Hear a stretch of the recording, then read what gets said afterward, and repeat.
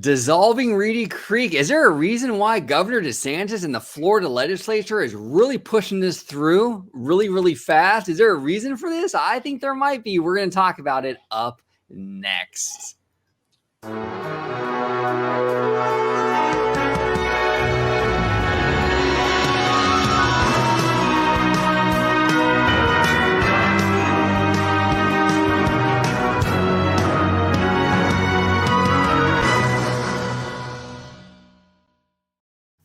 Hey everybody, welcome aboard to another episode of Orange Grove 55. I brought Alia Aloha with me today to talk about this DeSantis Florida bill, Reedy Creek drama. Alia, welcome back to the channel. Thank you. And you are very welcome. It is our pleasure.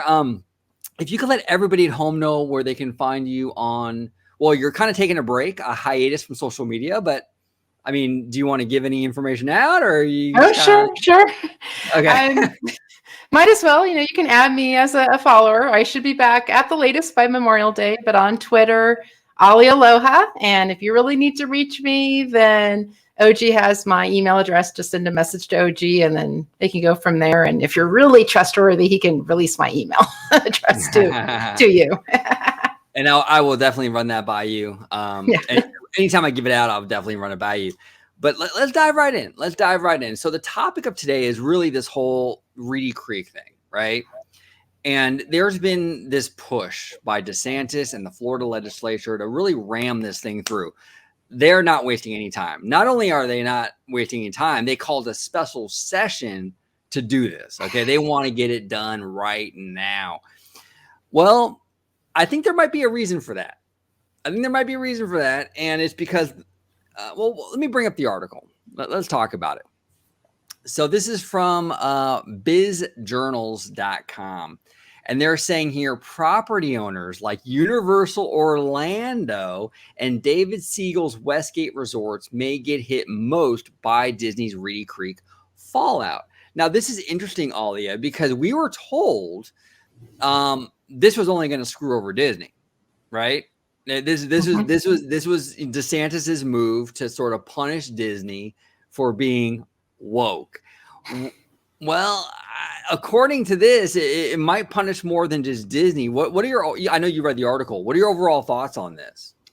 Well, the big claim, the big pushback from we're not punishing Disney. We're just trying to level the playing field and make things fair for all theme parks, all their competitors. Well, it's the most delicious of ironies that there could be a huge tax bill on Universal Orlando, SeaWorld, etc., if this is dissolved. So in an interesting way, Disney with RCID was, you could say, saving money for Universal Studios Orlando, SeaWorld, etc., by being in charge of that, soaking up the own cost, etc. But if that's dissolved and then it's Orange County and Osceola County, then not only residences but businesses will be hurt, including other theme parks. So it's not going to help out Universal Studios Orlando and SeaWorld, when that was the claim when they would push back against the accusation of retribution.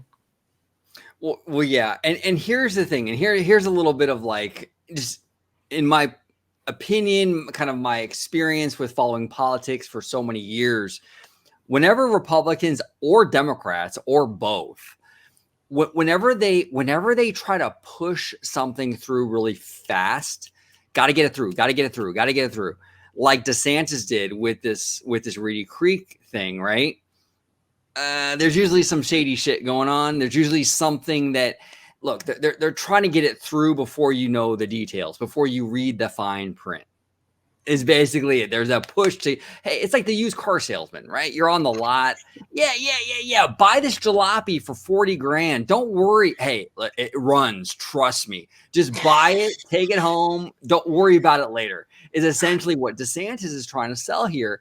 And here's the thing. The more we hear about this Florida bill, the dissolving of Reedy Creek, the more we kind of realize we're hearing that it won't just impact Disney, like you said, Alia. It will impact potentially Universal, which is a huge resort in Orlando. We've heard reports from Florida officials, like the tax collector, Randolph. I forgot his full name, but he's saying that this could cost the taxpayers a lot of money, upwards of maybe $2,000 per family, right? There's a lot of not so attractive things, consequences that could come out of repealing Reedy Creek. And it's in DeSantis's best interest to be like, well, let's just run this thing through, ram it through before those details come out, right? Mm-hmm. And it's very interesting. And I want to hear your view on this, Alia, how there was not an economic impact study done on the removal of Reedy Creek. You would think something this big, right?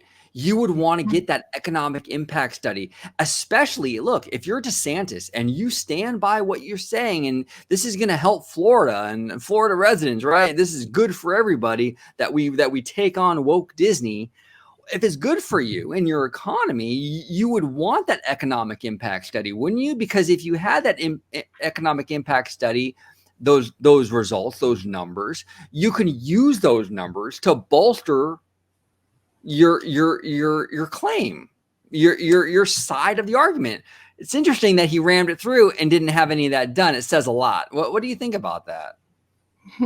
Well, there's I think two reasons why he rammed it through. The one reason is, as it was pointed out, there was by some that there was a controversial redistricting bill that was, I think that was the maybe primary reason for the special session, because he did seem kind of nonchalant about the Disney thing. So there was a mixture, I think, pressure on him about it, but then also too, it was going to be great media cover for what he really wanted to do, that whole controversial redistricting. I think I can talk redistricting plan. So it was a great media cover. Then also though too, he's not naive or stupid. He knew that there was going to be things like this arising. And you're right. He just did not want the economic studies to reveal that, because then that would erase his claim that this is not retribution, that it's about the economy of Florida and the citizens and making a level playing field. He kept emphasizing that level playing field for the other theme parks. And if this is going to create a huge tax bill for Universal Studios and SeaWorld, it's not helping the other theme parks at all. Right. And that completely destroys the narrative from him that this is leveling the playing field. If it's going to hurt Universal and SeaWorld more than Disney, how is that evening the playing field at all? You know, and that's why it was rushed through. I'm certain of it. I mean, this is my speculation, but in my opinion, I think that's why it was rushed through, because the more you dive into these details, the more you're able to go in there and read that fine print. It's very clear this is not good for Florida. It's not good for Disney, and it's not good for the taxpayers, and it's not good for Universal.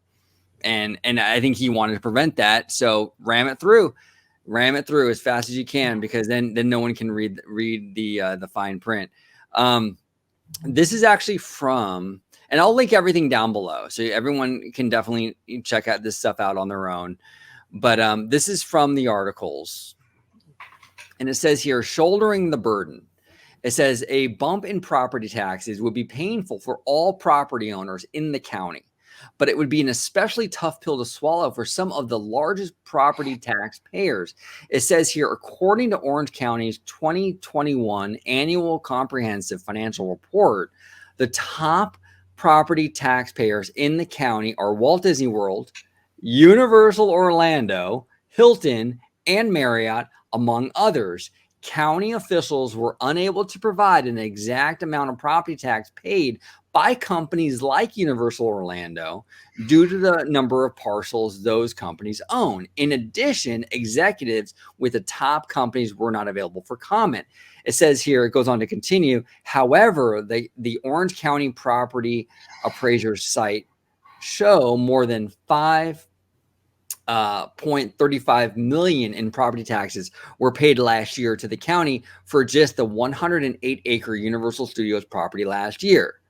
Okay, that's 1.2 million of which was general county taxes. A 20% increase to that portion could result in an additional $257,000 in taxes for just the piece of Universal property, raising the amount to 1.54 million. Okay, so that's interesting. We're evening the playing field, everybody. We're just trying to be fair, but we're going to tax the shit out of Universal. Goodness.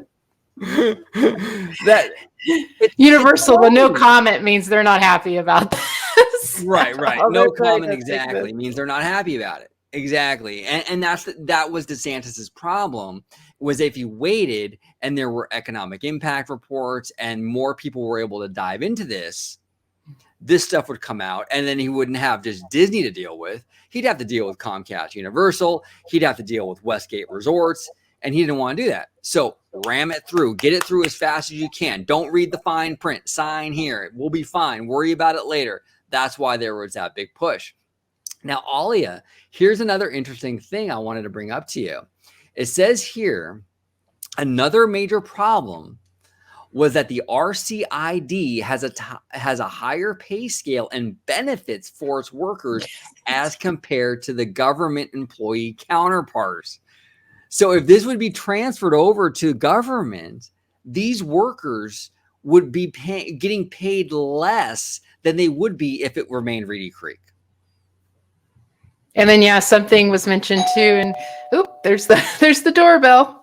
Go ahead. I know you got to handle that. I'll handle it, and when you come back, we'll continue. No worries. All right. So this is very interesting, okay? Because this is why Governor DeSantis does not want people to dive into this situation at all. That he wants to pass this thing. He wants to ram it through the legislature with very little thought, because there are a lot of things here happening.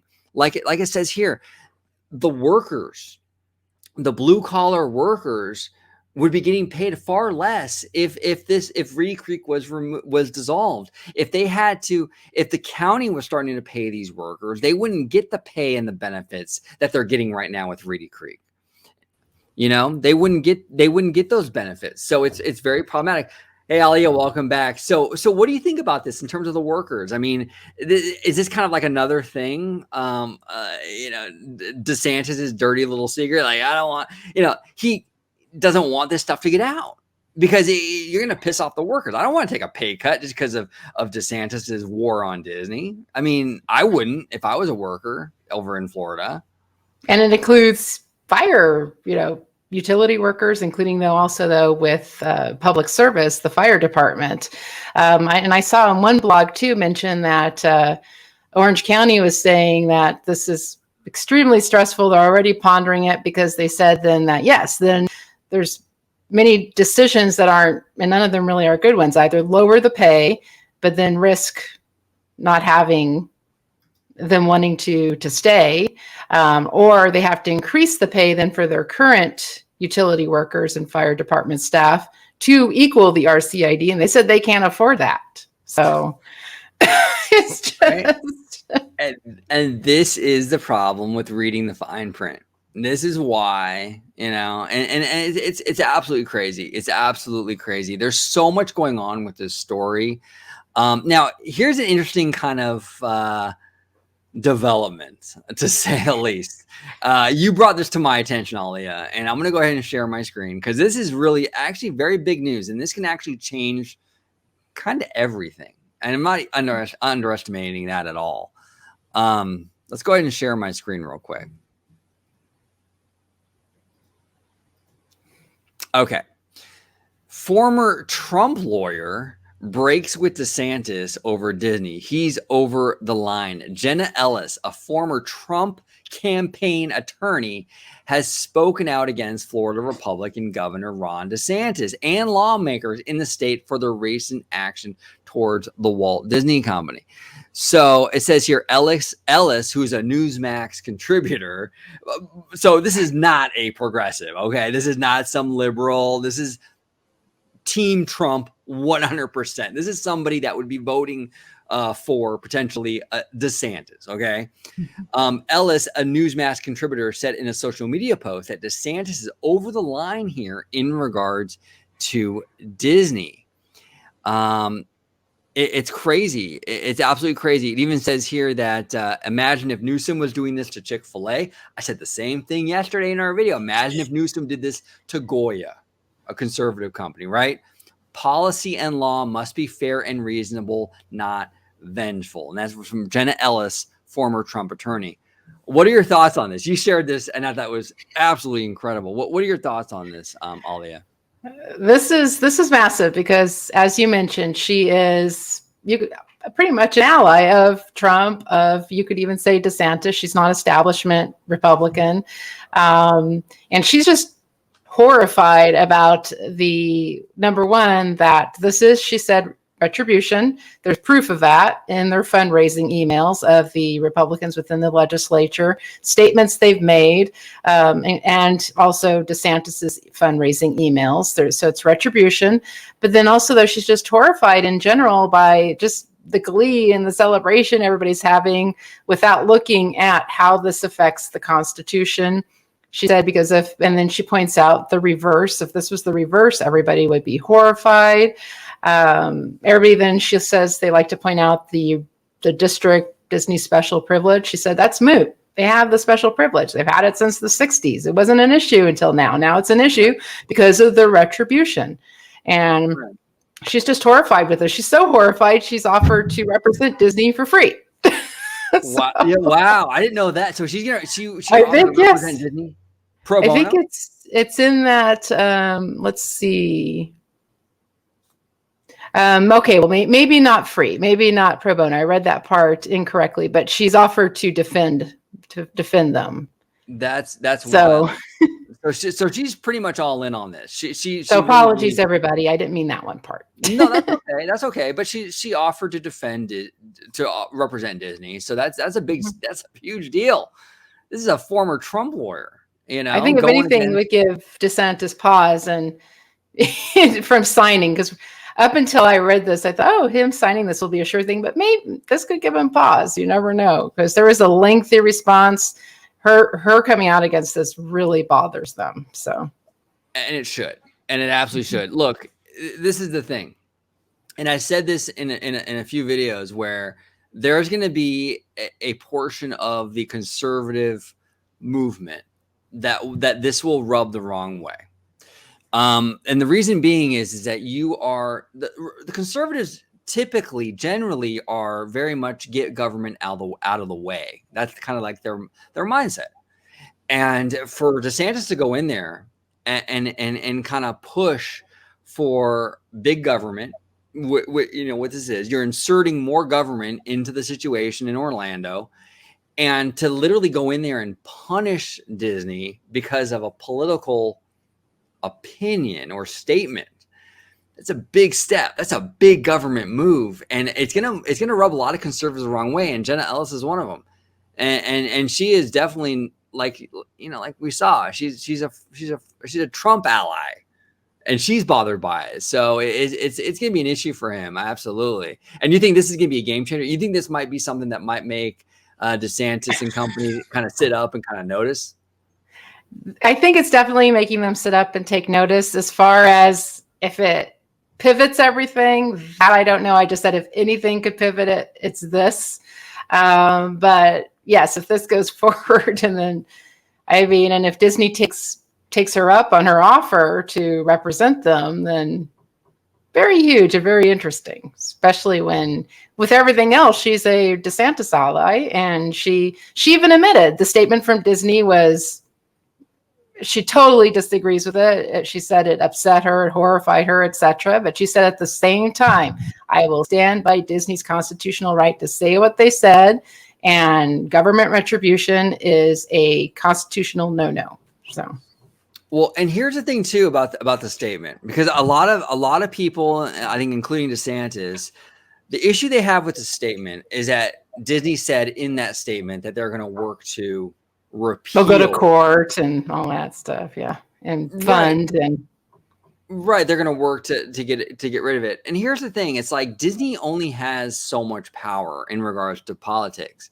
Like, they can go to court, they can do these things, but really, unless DeSantis's Republican legislature is completely bought and paid for, where they are completely swayed by money, there really shouldn't be that big of an issue here.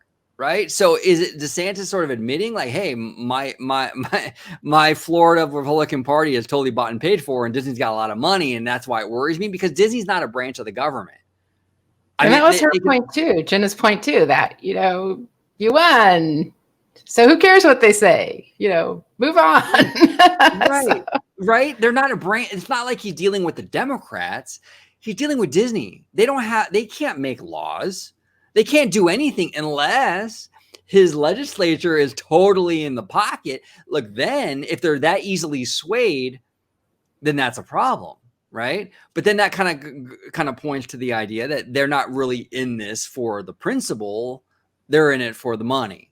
And, that's interesting. And that is, and we all kind of know that's what the case is, because they were fine. Like you said, Alia, they were fine with Disney. They even carved out recently in that one bill about streaming. Big tech or streaming, yeah. Nothing for HBO Max or Netflix, just Disney. Right. And they even added the language in there. If you have a theme park, you're exempt, which was like a little, little helper for Disney, right? And maybe Peacock, Comcast. So that's about it. Yeah. So they had no problem helping out before. But then Disney said they're going to stop political contributions to the Florida politicians. Then suddenly Disney became very problematic. And now we can't have. Now suddenly Disney's got too much influence in Florida. Okay. Very, very convenient. Very, very convenient.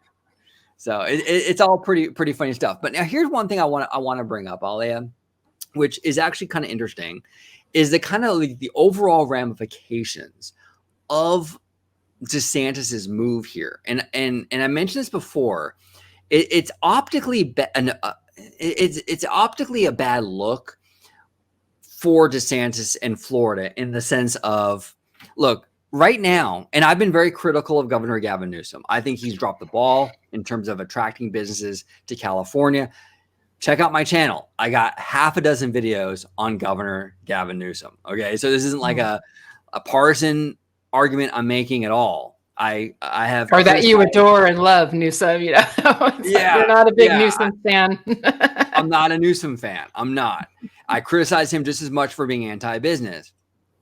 But the optics here with DeSantis is, hey, look, Disney said something we don't like, so we're going to punish Disney. Now, the optics for outside companies coming into Florida are, you better play ball. You better not speak out against anything we do, or your fate will be the same as Disney's. Now, granted, not every company has a Reedy Creek, but there's 1,001 ways you can fuck over a company, though. It doesn't have to be that way. You know what I'm saying? So if an Apple, who is also a very progressive company, like Tim Cook, decides to move into Florida or something like that, which I think they are actually, if I'm not mistaken, well, they're going to sit up and take notice. Well, I'm going to Florida. If Apple speaks out against a LGBTQ plus bill, is Apple going to be punished, Mr. DeSantis?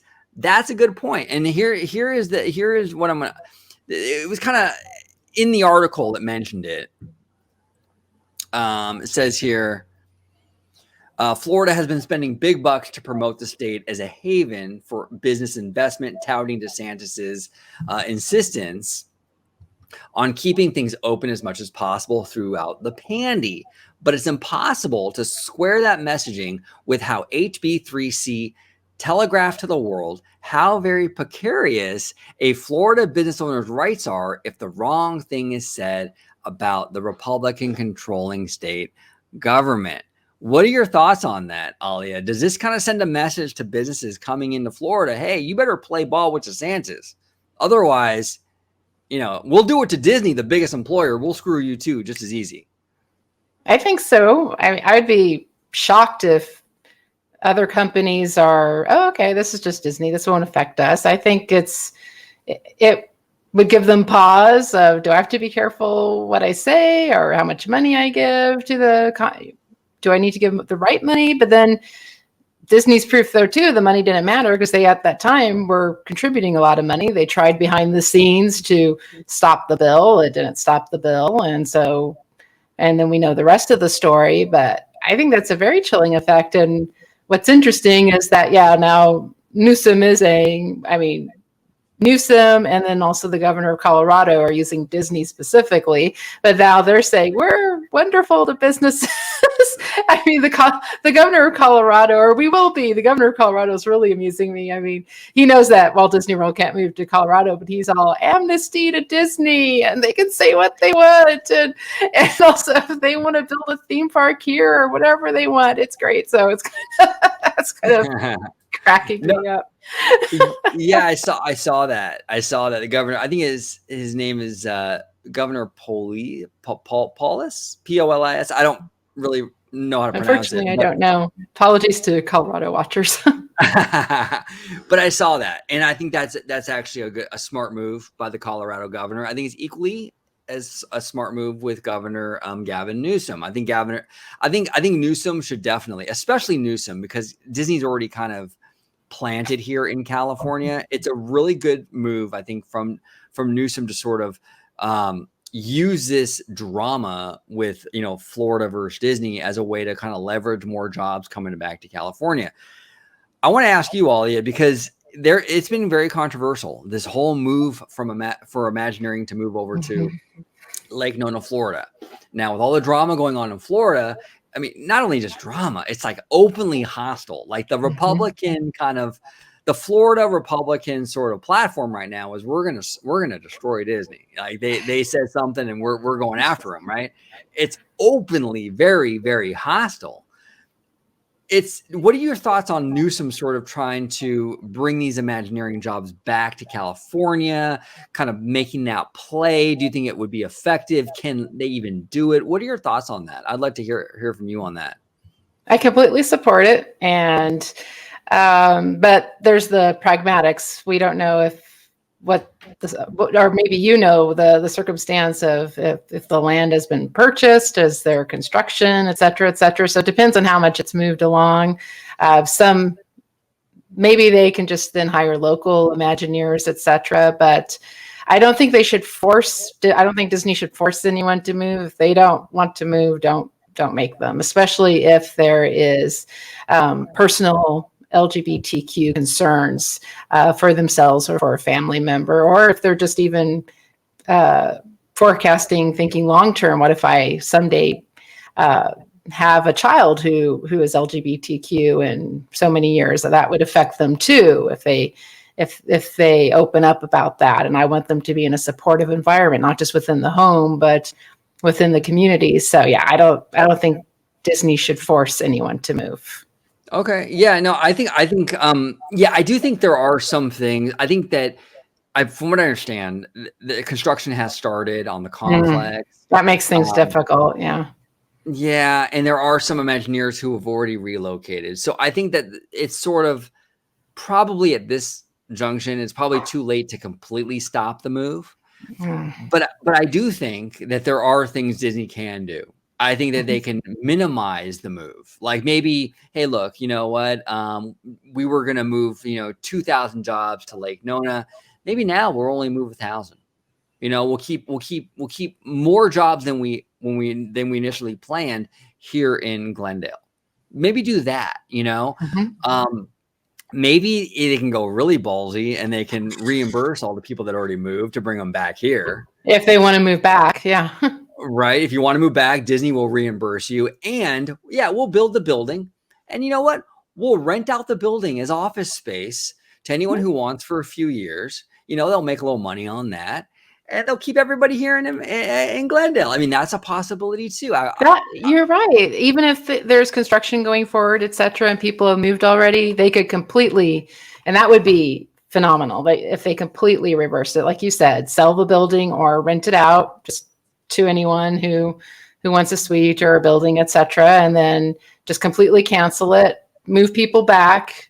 So I think what they do is they need to do a lot of soul searching, a lot of meetings with the Imagineers, try to determine what is best, listen to them, every voice, what they're talking about, and then from there make I guess you could say a data decision, but based on those conversations. Right. No, 100%. And like, here's the thing too, Alia, is like, I think from DeSantis's point of view and like maybe that faction of like the Republican Party, they think that like, okay, we're going to punish Disney and then like because they're scared, they suddenly won't be woke anymore, right? But here's the problem. This is why I think that's really flawed logic. Mm-hmm. It's not so easy. It's not so easy because you have a lot of people in Disney, like not just like rank and file people. I mean, people that are way up on the food chain, like, you know, Feige, Kathleen Kennedy, Jennifer Lee.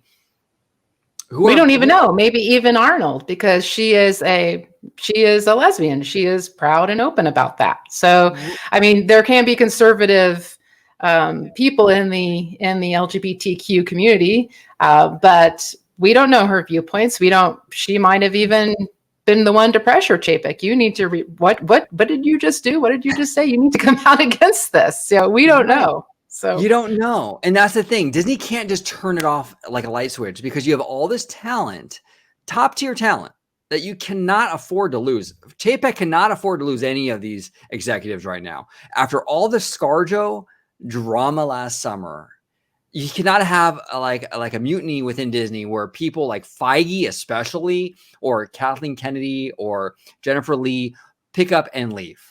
You know, we were told last summer that Chapek has to respect talent.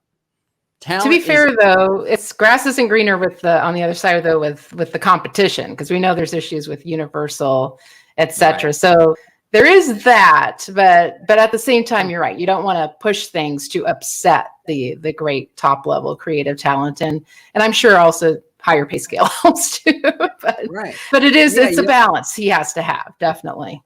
It's a balance. It's a balance. He cannot afford to lose these executives, and he can't just be like, okay, we're no longer we're not progressive anymore. We're just gonna, you know, he can't do that. I mean, we saw the backlash even before he officially denounced the bill and said he would be a better ally.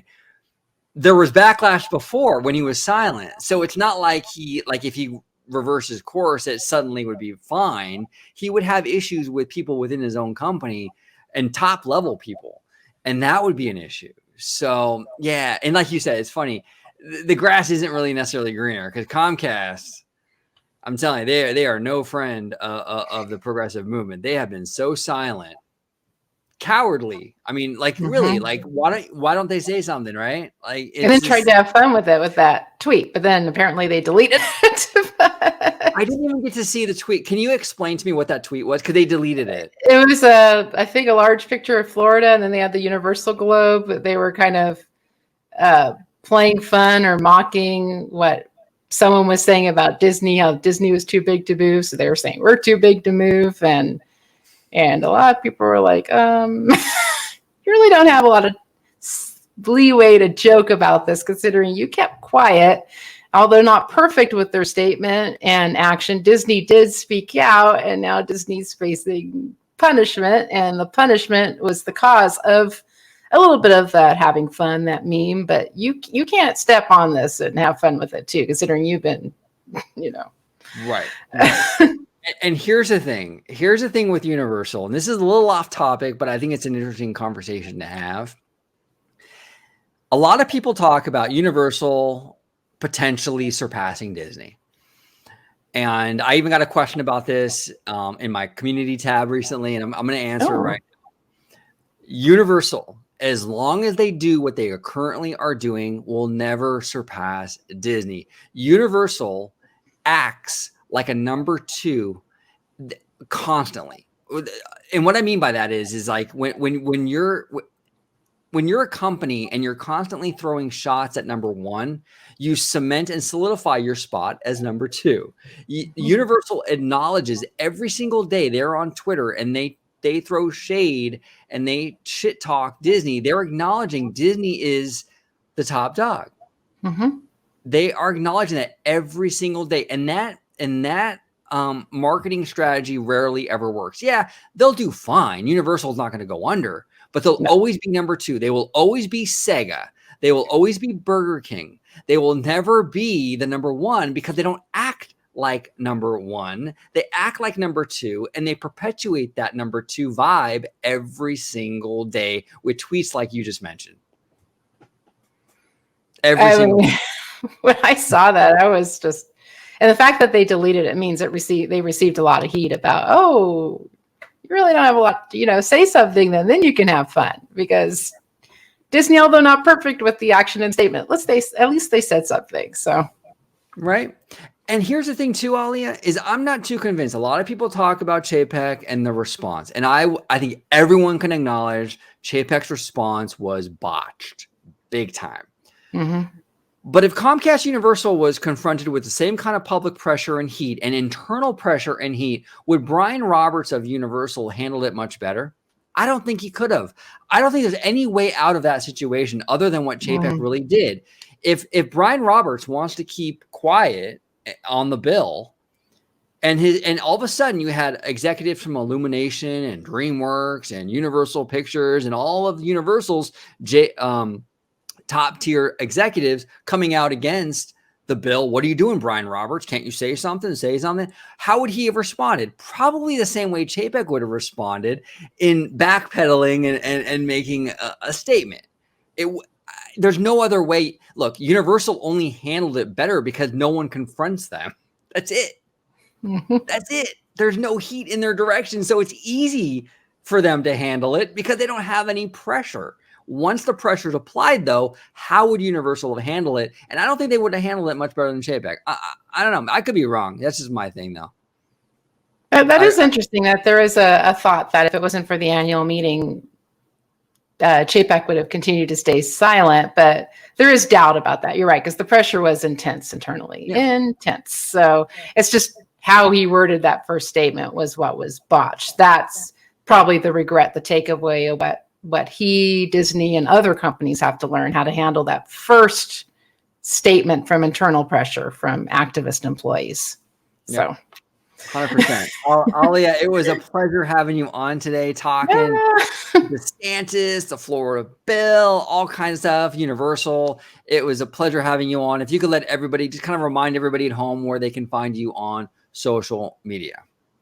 Well, currently on a hiatus. I think I could talk. Oh my goodness, what a day. But with Twitter, but it's Alia Aloha. Feel free to follow me. If you really, though, need to communicate, send a message to OG. He has my email address. Perfect. And thank you, Alia, for coming on. And thank you all for watching. What are your thoughts on DeSantis kind of in the legislature kind of ramming this thing through? Our theory about why it was done in haste. What are your thoughts on Universal's response to the Florida bill? What are your thoughts on just everything we talked about today? Jenna Ellis, huge story. The business ramifications of the Reedy Creek thing. We want to hear from you. Comment down below, like, subscribe, share the video. And as always, have a wonderful, wonderful day.